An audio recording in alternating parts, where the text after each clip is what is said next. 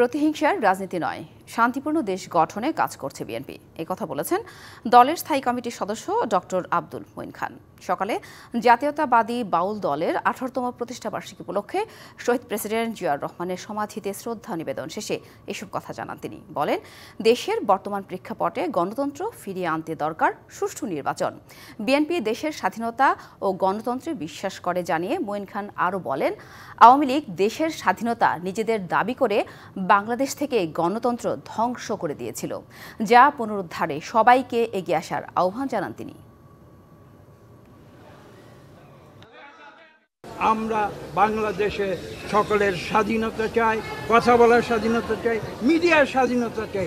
BNP আমরা দেশে গণতন্ত্র ফিরিয়ে আনতে চাই যত দ্রুত সম্ভব, এবং আমরা চাই সেটা করতে একটি মাত্র পদ্ধতি রয়েছে। সেই পদ্ধতির নাম হচ্ছে সুষ্ঠু নিরপেক্ষ নির্বাচন।